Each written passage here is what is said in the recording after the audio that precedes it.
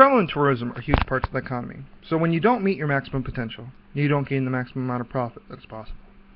A good example of this is when you have empty seats on a plane or empty rooms in a hotel. Revenue management systems are there for that exact reason, to figure out the balance to make you the most amount of money possible. The biggest question is, how does it work? It mainly works off demand. So when the demand is high, it'll make the product pricier, and when it's low, it'll put the product on sale. It is one of the best ways to maximize overall profits. Another way to maximize is to understand the business cycle. With every year comes a new business cycle. These help to show you what you can do in order to maximize your profit. With every business cycle comes a wave. Each wave has a peak and a trough. The peak is the best possible time to make a sale, and the trough is when either the economy is doing badly or it is a slow time of the year. A recession is a longer cycle trough. During these times, it is harder to make money because money isn't flowing as well. It is a lot of the time due to external factors, like in 2008 when the housing market crashed, people buckled up and didn't spend as much money. Business cycles are a crucial part of tourism and travel, and during the troughs, the leisure sector of the tourism and travel industry will take the biggest hit. Because leisure is discretionary, it is in less demand during the recession periods, which can, in turn, gross less profit. This part of the tourism and travel industry is known as elastic, because people do not have disposable income to spend, and therefore, traveling will go down. However, when price is not an issue, it is inelastic. The business sector of travel and tourism is inelastic for that reason. Money is not the issue. Without an inelastic sector of any business cycle, it would be known as boom and bust, which is more akin to the peaks and troughs of the economy. The peaks and troughs can sometimes be measured in time. During the summer period, when more people get time off, when the weather is hotter, travel is more profitable. This can also vary from holidays even down to the days of the week. Business travel occurs more during weekdays, and leisure more during weekends.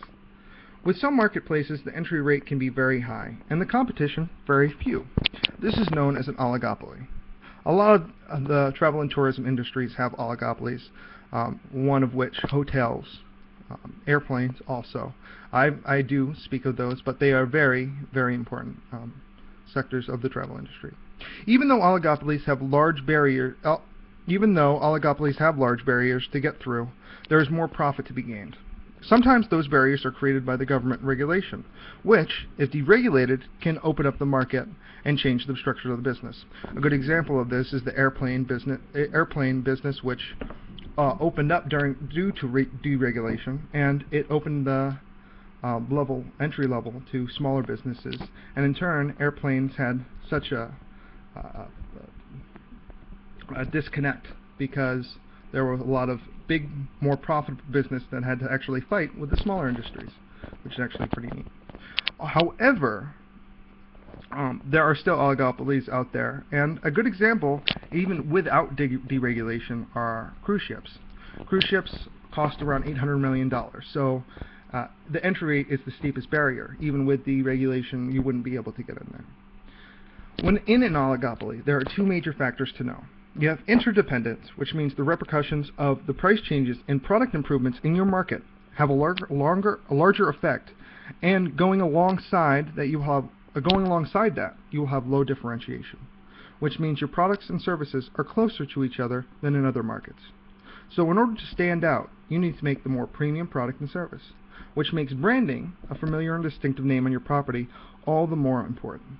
Though these huge factors are huge factors in overall competition, they can hold so much bearing on market profits due to pricing power, which means you can raise the price over the normal supply and demand. A lot of the time, it happens with hotels.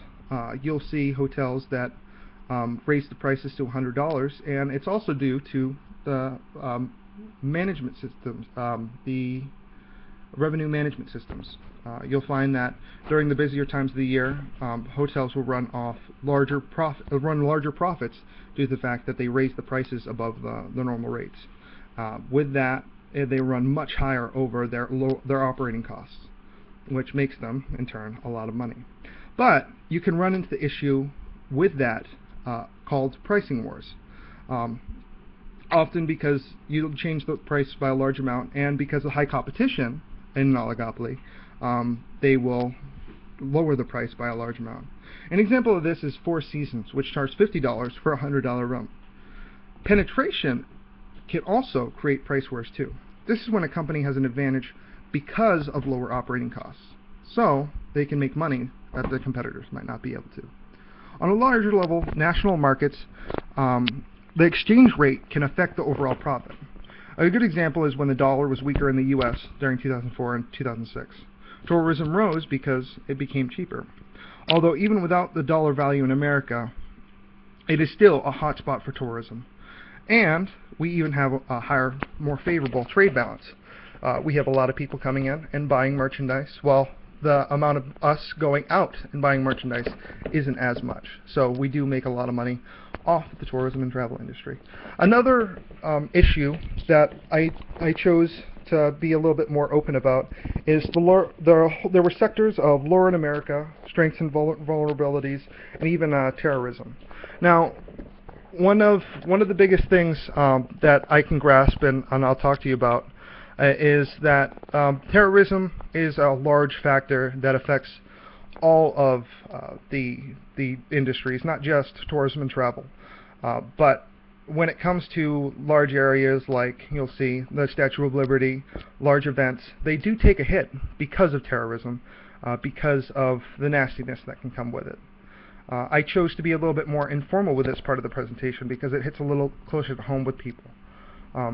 When it comes to this kind of thing, I choose to acknowledge it but speak a little bit less of it because it's not something that you would really want to bring up all the time. Now, also, something good to know is the taxation and the unionization. Taxation is one of the biggest parts of the industry because it can cause it's for government safety. It's for all the other government funding that the government needs, and because of that, taxation is a huge part of the tourism and travel industry. It can raise the prices it raises the price of milk in one state, while in another it might not. Unionization is also a big factor. A lot of companies move away from unionization because it costs them more money, because people work more together. But at the same time, it is a good thing because it causes happiness among workers. So it's a huge part of the tourism and travel industry because of the effects that it can change on prices. More money does mean higher prices, of course. Now, I hope you all did enjoy this. I hope I got all my information out. It was quite a long speech. I did work as hard as I could on it, so I hope you all have a great day. Thank you.